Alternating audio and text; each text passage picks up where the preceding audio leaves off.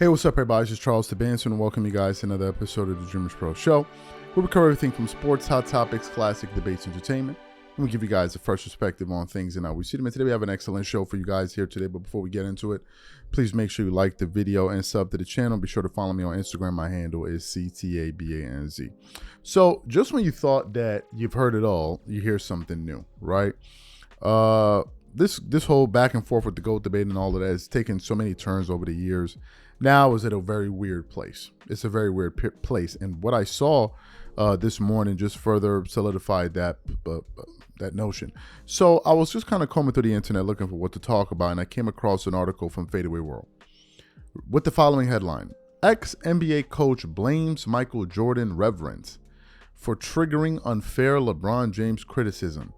Stan Van Gundy claims LeBron James unfairly bears the brunt from Michael Jordan worshippers.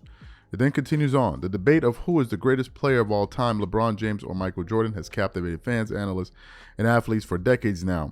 With different eras, styles of play, and team dynamics, comparing the two legends isn't as straightforward as you think. Jordan's 6 NBA championships and flawless finals record contrasts with LeBron's unmatched longevity, versatility, and all-time scoring record. Both have shaped the game in profound ways, building legacies that transcend statistics. According to Stan Van Gundy, the former NBA coach, who has now turned into a broadcast commentator, feels the comparisons has put James in a vulnerable position. He appeared on the Nothing Personal with David Sams and expressed his feelings about the negative impact of the comparisons of James' legacy. Van Gundy believes that people who consider Jordan a god automatically subject James to unfair criticism. So what we want to do now is want to play exactly what Stan Van Gundy had to say here. I want you guys to listen to his argument, and then we're going to come back and react to his comments. Take a listen to what he had to say here. Do you think that LeBron made a mistake taking the full player option? You know, he was famous in Miami when we were around there, supposedly taking less, making it so you can have a better roster around you. Players, James Harden just signed for $40 million a year and said, "Oh, this was because I love you, Steve Ballmer, and I want the Clippers to be good, and so I'm only going to take 80 over 2." Did LeBron? Do you view what he did as selfish? Because I personally don't. You should get paid the most you can always, but he's getting a little hate for this. Yeah, listen, LeBron's gotten a little hate for a long time for a lot of different things, whether it was, his decision to come to Miami that he announced on TV, whether it was bumping into Eric Spoelstra, whatever it is, LeBron's gotten a lot of hate for a guy who has had the best career of any NBA player ever. And we can argue who the best player has been in the NBA, but it's hard to argue that anyone's had a better career. The most amazing thing to me is this guy's been a national figure since he was in 8th grade. What's the biggest off-court controversy you've got on this guy? I mean, this guy's done nothing except represent the game of basketball in the league well, and yet there's this hate for him. Look, more power to him. I think he took the 1 year. Not only can he make a decision at the end of the year, but the Lakers can too. So I don't think it was selfish at all. And he gets another year with his son, which I think was really, really important to him. So I don't think there was anything selfish about this. Is he catching? I read this, and obviously we're live, so I'm not, and you saw with the Wi-Fi in Italy, I'm not sure I'm prepared. Is he about to catch the Chief? So not only is he one of the greatest players ever, but is he going to have more games played by the end of this year than anyone in the history of the NBA? Coca, did I read that right? Absolutely. And he'll have scored more points. And, he's going to be, second or third on the assist list all time. He was going to the NBA Finals every year. Like, just put it on your calendar. Look, this guy's had a phenomenal career. And I have never understood the negativity around him. I think a lot of it was there's so many people out there, David, who just revered Michael Jordan. And the fact that people would question, is LeBron as good, led to a hatred of LeBron instead of an appreciation of what he's done. And I think that's unfortunate. So you heard what he said. I'm trying to understand what all of what he mentioned, all of the things he itemized, what that has to do with Michael Jordan and his worshipers. He spoke about the decision. What does that have to do with Michael Jordan? He spoke about the failures. What does that have to do with Michael Jordan? Stan Van Gundy is getting this thing wrong. First of all, the decisions that players make throughout the course of their career are going to be scrutinized. There are going to be certain things that people agree with. There are going to be certain things that people disagree with. I'll give you guys a more contemporary example. Kevin Durant joining the Golden State Warriors. That was a move that was heavily criticized by a lot of people because of a decision that he made.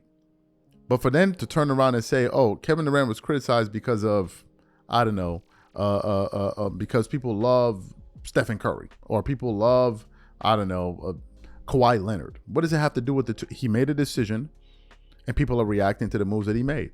In the case of LeBron, yes, people have criticized him for the things that he's done, but there's something that we need to understand fundamentally. LeBron James tried to thrust himself into the GOAT debate. LeBron James made it clear that he is coming after Michael Jordan. LeBron James wore the same number as Michael Jordan. LeBron James was quoted on the Gil's Arena podcast when he said, I'm trying to erase the old 23 and make everybody forget about it. LeBron James is the one that has the chosen one. LeBron James is the one that stole the powder toss. LeBron James is the one that's always talking about Michael Jordan. And if he's not talking about him directly, he has his cohorts talking about him throughout media. I've never heard Michael Jordan spend much time discussing LeBron James. So LeBron James is the one that is putting himself in the crosshairs. And whenever you go out there and say things like, this championship made me the best player of all time, knowing that there's a consensus best player of all time in Michael Jordan, of course people are going to hold you to a standard. When you have the media that are asking the question, is this guy better than Michael Jordan? Is he going to be better than Michael Jordan? Of course people are going to scrutinize you. The same way they scrutinize Michael Jordan. This same way they scrutinize Magic Johnson. This same way they scrutinize Kobe Bryant. And so on and so on and so on. But Stan is trying to make it seem like, oh no, if we remove the criticisms, LeBron is greater than Jordan. He then brought up another point, which is he's had a better career. How? People need to substantiate this. A better career in terms of what? In terms of accomplishments on the court? Well, that's not true. In terms of being regarded as the best player? That's not true. In terms of his impact off the court? That's definitely not true. So what do you mean by he's had the greatest career? In what sense? Because I can make an argument that Kareem Abdul-Jabbar has had a better career than LeBron James. So what argument is Stan Van Gundy making here? And to me, the whole thing just seems weak. It's like he can't win on the merits, so now you need people running around all over the place crying for him. No, you guys are being a little bit too rough to him. Come on, man. It's unfair. It's unfair. I mean, you guys love Jordan too much. Yes, they love Jordan because he left an indelible impact on the minds of people all over the world. So how is that Michael Jordan's fault? He talks about people that worship. Don't people worship LeBron James? Are you even joking? Do we need to start listing some of the people in media? In independent media as well? Like, what are we talking about here?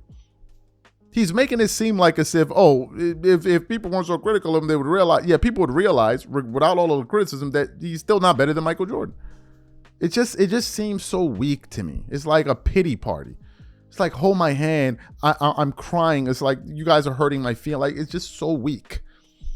When LeBron went out there and said, not 1, not 2, not 3, not 4, not 5, not 6, not 7, what does that have to do with Michael Jordan when he doesn't deliver? What does it have to do with Jordan when he's scoring 8 points in a finals game or is afraid to shoot? What does that have to do with Michael Jordan? What does it have to do with him? Getting swept in the finals, what does that have to do with Jordan? Losing by the biggest margin in the history of basketball in the finals. What does that have to do with Michael Jordan? You're trying to make excuses for his failures. Let him own it. It's part of his legacy. It's part of his legacy. We're not going to change things and try to rearrange things. Oh, this didn't really happen the way. No, it happened. We all saw it. Let's knock it off with all of this, all of this nonsense. You guys let me know what you think about this in the comment section. We catch you guys on the next show and I'm out. Peace.